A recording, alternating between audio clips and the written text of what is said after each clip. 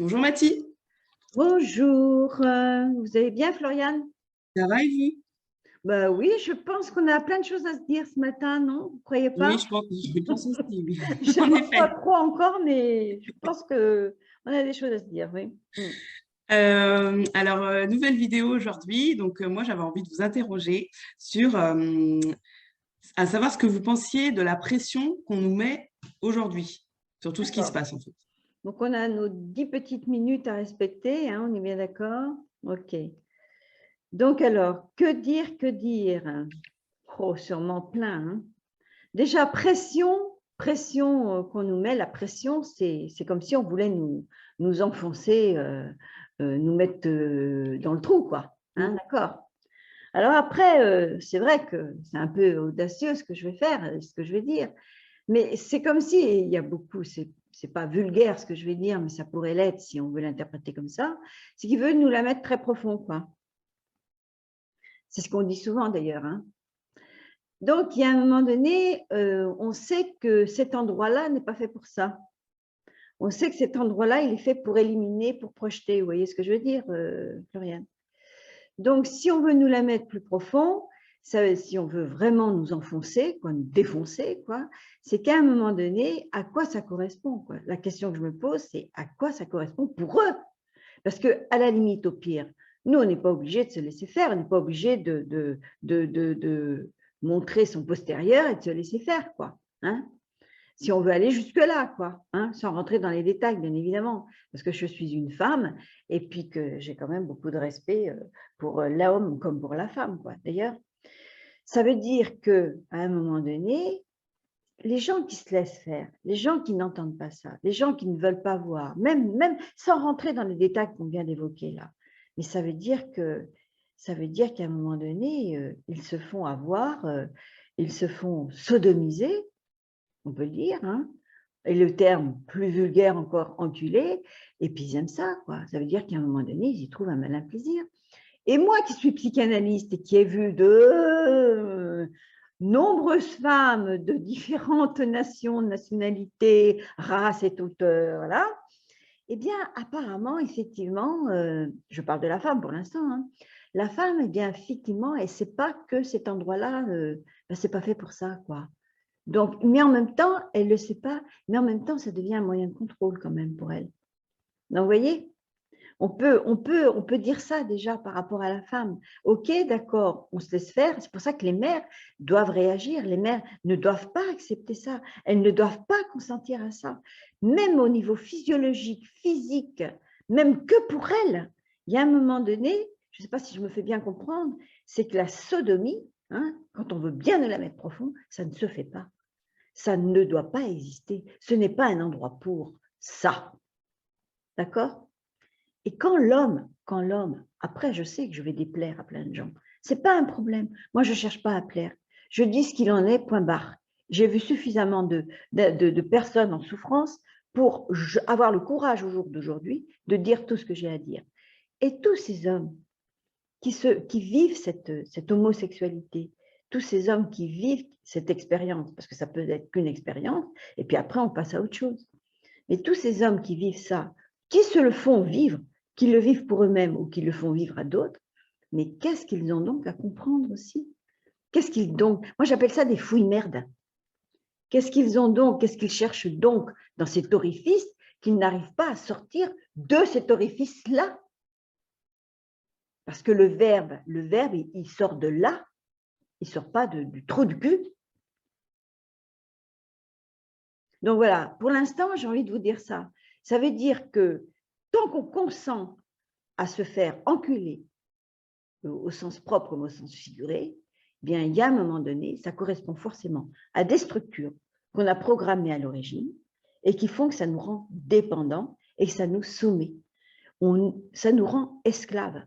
Le nombre de femmes, entre autres, qui se plaignaient, qui souffraient, parce que justement, l'homme voulait tellement exprimer cette puissance, hein, ce pouvoir de sodomiser la femme, mais elle n'avait pas besoin de ça, ce n'était pas vraiment son besoin. Et puis, les organes ne sont pas faits pour ça, je veux dire, le plaisir, c'est pas là qu'il va être stimulé. C'est pas là que l'orgasme va se vivre. C'est pas là qu'une relation réelle en harmonie se crée. Hein. C'est le vagin, c'est le vase, et le phallus, c'est celui qui rentre dans le vase. On est bien d'accord. Donc voilà, déjà ce que je voudrais vous dire. Beaucoup de personnes disent qu'elles arrivent à avoir un orgasme, même par ce biais-là, quoi. Orgasme, quel genre d'orgasme? Orgasme, vraiment l'orgasme profond ou un orgasme sadomaso? C'est ça. Et voilà, c'est plus l'orgasme sadomaso, c'est-à-dire qu'elles ont mal et en même temps, elles aiment le mal. Donc, elles aiment souffrir. Et donc, l'homme qui rencontre une femme comme ça, eh bien, ça ne va pas pouvoir lui permettre d'évoluer vraiment dans ce que est d'être un homme, un vrai homme. Vous comprenez ce que je veux dire? Ça veut dire qu'à un moment donné, la femme va entretenir ce côté sadique, pervers de l'homme, qui fera mal à la femme.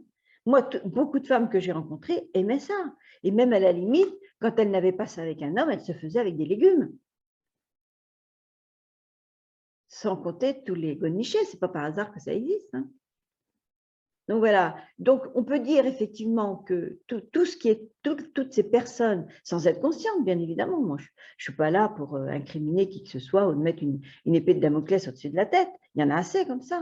Toutes ces personnes qui ne réagissent pas, ben, la femme, quand elle est dans la soumission et qu'elle supporte ça, eh bien, quelque part, elle ne réagit pas, elle subit, elle subit.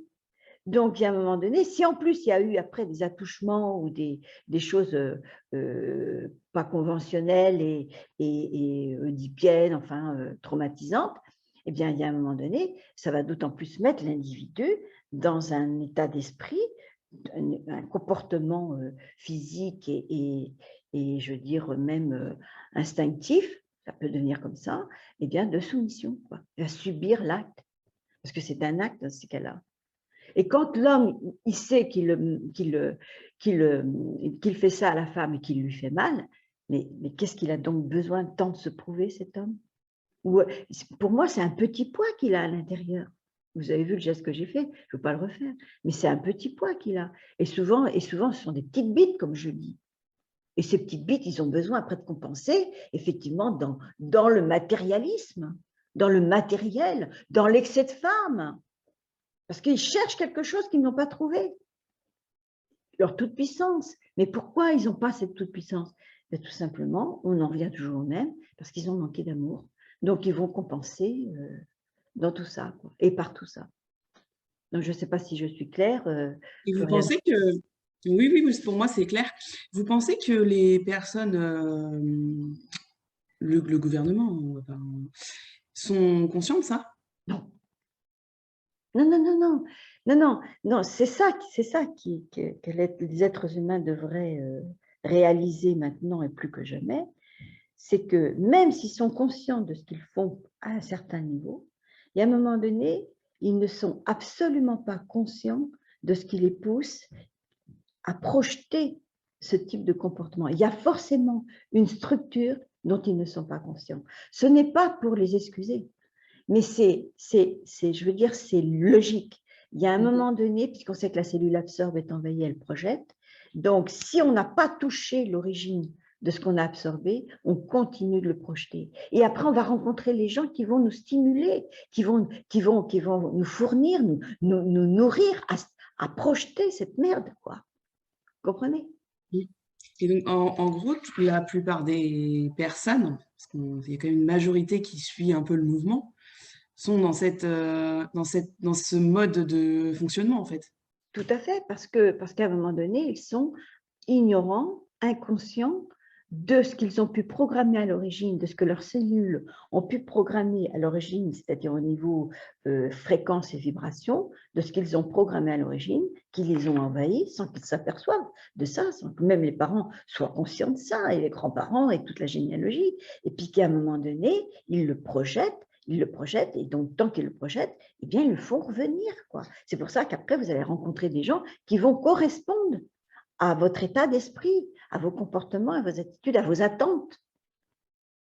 Donc ça finit par devenir un mécanisme d'autodestruction pour soi, mais aussi que l'on projette dans l'humanité. C'est pour ça que tout ce qui se passe actuellement, c'est une souffrance oedipienne, c'est un Oedipe non résolu, parce qu'il y en a plusieurs Oedipes, hein, puis on en a plusieurs dans notre existence, mais qui est mondial. Mais c'est au-delà d'un complexe d'Oedipe. C'est parce que les êtres humains ne connaissent pas la richesse et l'importance de ce que représente le fonctionnement de la cellule, de cette fréquence, de cette âme, de cette vibration qu'on va arrêter à un moment donné, à laquelle on va opposer un mur gigantesque, énorme, et elle va venir s'écraser. C'est ça, c'est que les mots MAUX vont être arrêtés par les mots hémothèse qu'on va renvoyer à cette vibration, à cette fréquence, à ce fonctionnement biologique. C'est ça la D'accord. Et avec la psychanalyse, on peut sortir complètement, c'est tout à ce fait schéma. c'est tout à fait l'objectif, c'est tout à fait le fonctionnement, c'est tout à fait l'attitude que doit avoir le thérapeute psychanalyste qui a affaire à une personne qui vient vers lui.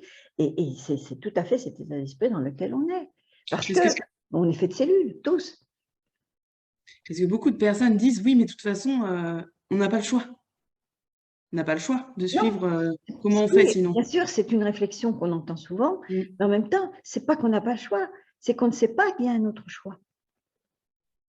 Parce qu'on a été habitué en fait à vivre comme ça. Ce que je disais hier à Gladys, je disais, mais Gladys, vous avez déjà vu des grands placards où on dit aux gens de travailler sur eux, ça sera le bien-être, ils vont rentrer dans leur densité, qu'ils n'auront même pas besoin de se retourner pour savoir qu'ils vont tout sentir, ressentir, et puis bien voilà, ça va créer une densité, quoi. Vous avez vu déjà des placards de ça?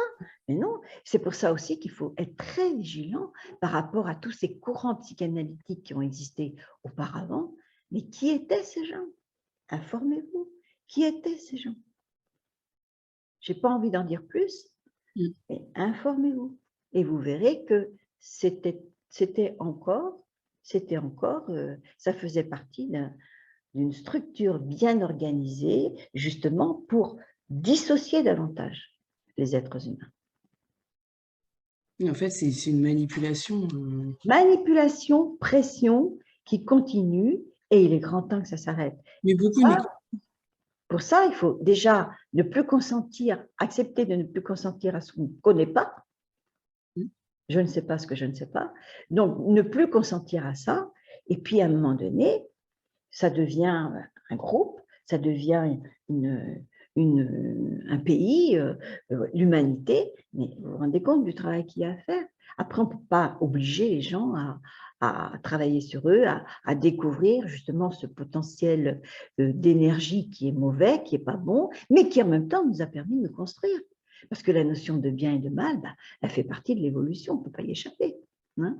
Donc c'est pour ça que tout ce qu'on vit actuellement, c'est douloureux, c'est catastrophique, ça a provoqué beaucoup de morts, ça va en provoquer encore beaucoup, mais en même temps, la meilleure attitude, à mon avis, qu'il faut avoir, c'est de prendre du recul, ne pas être dupe, et puis ne pas consentir.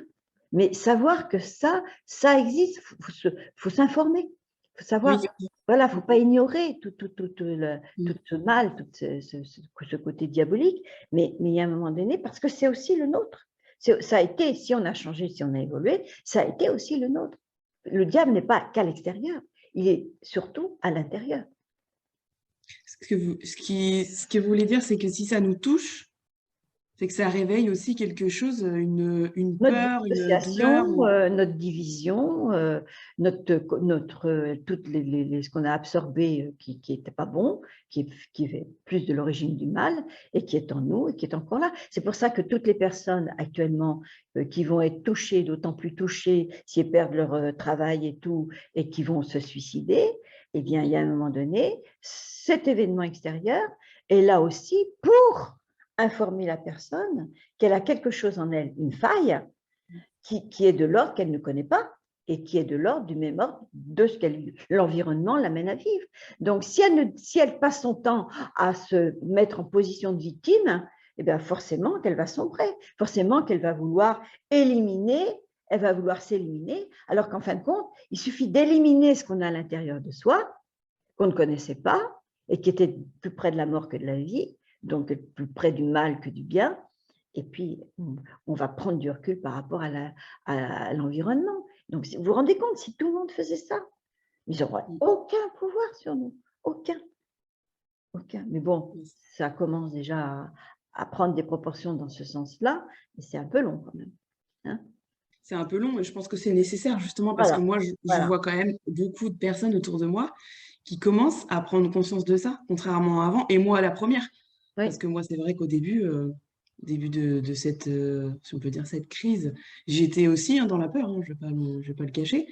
oui. Mais c'est vrai qu'avec ce que j'ai pris, ça m'a permis de prendre conscience de beaucoup de choses sur mes peurs à moi et du coup, ça rentre plus en fait en C'est moi. ça, c'est les structures inconscientes alimentent la peur en nous. Voilà, parce que si c'était des structures inconscientes, positives, constructives et tout, il n'y a pas de problème, quoi, je veux dire, on n'a pas peur. Mais les structures inconscientes, et qui sont liées souvent à un manque d'amour, un amour qui a été distribué d'une façon un peu bizarre, particulièrement bizarre, eh bien, vont engendrer des peurs. Parce qu'à la limite, même quand vous parlez du gouvernement, ils sont gérés par des hommes. Et ces hommes-là, qu'est-ce qu'ils ont vécu dans leur enfance ou dans leur généalogie? Pourquoi ont-ils tant besoin de cette toute-puissance, de mobiliser autant de pouvoir et de destruction sur autrui? Mais qu'est-ce qu'ils ont? Qu'est-ce qu'ils nous disent? Qu'est-ce qu'on doit comprendre de leur comportement? Et tant qu'on est contre eux et qu'on les juge et tout, on ne peut pas aider la situation. D'accord. Parce qu'on l'alimente, la situation. Oui, oui, Alors oui. que si on prend le temps de s'asseoir, le devoir de s'asseoir, vous connaissez, hein. Donc, si on prend le temps de s'asseoir et d'observer vraiment, c'est là qu'on va avoir, on va se connecter aussi différemment dans une énergie qui est beaucoup plus dans la densité. Donc, à ce moment-là, on va avoir beaucoup plus d'idées, de réflexions qui vont nous permettre de nous positionner pour nous individuellement. Donc, à ce moment-là, vous rentrez dans votre densité, donc vous n'êtes plus dans la peur. Donc, Et à on ce moment-là, n'alimente plus. voilà, non seulement vous n'alimentez plus, mais en même temps, ils n'ont plus de pouvoir sur vous. Et c'est au niveau subtil. C'est au niveau subtil, parce que tous ces gens-là connaissent le subtil. Hein. Ils sont tous des francs-maçons, les trois quarts, plus des trois quarts. Donc, ils connaissent, ils touchent à tout ça, à toute cette énergie. Donc, à un moment donné, c'est ça, c'est rentrer dans cette force à nous, en prenant du recul. Mais pour ça, il faut enlever tout ce qui nous a empêchés d'être dans notre force à nous. Parce que c'est comme ça qu'elle nous rentre dedans. Et c'est pour ça qu'il y a autant de gens qui sont perturbés et qui le sont encore Déstabilisé. plus. Parce qu'ils n'ont jamais fait de travail sur eux et puis ils ne savent même pas que ça existe, ils ne savent même pas que c'est possible. Ah non, puis même quand on leur en parle, moi je sais que j'en parle souvent autour de moi et Mm. pour eux, en fait, c'est comme si, bah non, même en faisant un travail sur soi, ils se disent: «Mais qu'est-ce que ça va changer? De toute manière, c'est comme ça et c'est pas Quand on dit un autrement». travail sur soi, Floriane, c'est vraiment travailler les fréquences, les Oui, ondes, mmh, l'énergie qui est en nous. L'énergie positive, elle va s'amplifier. C'est surtout travailler l'énergie négative, parce qu'en fin de compte, elle aussi, elle est là pour qu'on la dégage, quoi, mmh. pour qu'on l'élimine. Et c'est en fait ce que projettent ces gens du gouvernement, c'est mondial, hein, c'est qu'ils nous projettent toute cette souffrance, tout ce désir de faire du mal, mais parce qu'ils ont besoin aussi de voir quelque chose pour eux, quoi, dans ce même état d'esprit qu'ils ont programmé, eux, à l'origine, le mal. D'accord. Donc, si on fusionne avec eux, si on n'arrive pas à prendre de la distance, c'est comme bébé quand il est dans le ventre de maman, ben, il est Mmh. enfermé, quoi. Donc, c'est pour ça D'accord. que travailler sur soi permet vraiment de prendre de la distance par rapport à l'autre ou la situation, quelle qu'elle soit. Moi qui ai fait du coaching en entreprise, je peux vous garantir que c'est indispensable, hein, pour sauver l'entreprise. Sinon, les gens fusionnent avec l'entreprise, le chef d'entreprise, l'entreprise elle-même, et si c'est bon, c'est bon, et si c'est pas bon, ben, ça finit par s'écrouler. Hein. Ouais, tout s'écroule en même temps. Tout s'écroule. Tout le monde coule, donc là, c'est un peu ce qui se C'est un passe. effet de boomerang, c'est un effet de miroir. Tout est Mmh. effet de miroir. Quand tout ce gouvernement, tous ces gouvernements, tous ces hommes, hein, qui ne sont pas des hommes pour moi, qui sont des petits pois, des petites bites, comme je dis, et qui ont besoin de grandes voitures pour se donner l'illusion d'être des grands hommes, eh bien, il y a un moment donné, voilà, ils ne font que nous projeter leur souffrance. Et pour vous concluriez avec quoi, du coup, cette interview? Travailler sur soi, c'est-à-dire, c'est la seule chose qui nous permettra de prendre de la distance et puis de se protéger de la souffrance qu'on veut nous imposer. Et en fait, c'est ça qui nous permettra de… Parce que quand on fait ça, ça y est, c'est le non-consentement à tout ça. Hein. Oui. Non, on dit non. On dit non, on s'occupe de soi, on voit ce qu'il y a en nous qui n'est pas bon et qui est pas d'accord, on n'est pas parfait. Puis c'est ça qui nous permet de dire non à tout ça. Et pour éviter la dissociation avec soi et avec aussi Voilà. les Mais autres. il y a du travail à faire parce que c'est pas Oui. du tout, ça n'a pas du tout été l'éducation qu'on a reçue et qu'on nous a donnée, même au niveau, même à travers la religion, Oui. les Oui. religions, hein, sans compter les traditions, les cultures et tout. Voilà, Floriane. D'accord. Ben, je vous remercie, Mathie. Eh bien, à bientôt, Floriane. Et puis, On se merci, retrouve bientôt. vos questions étaient très pertinentes. Merci. À À bientôt. bientôt.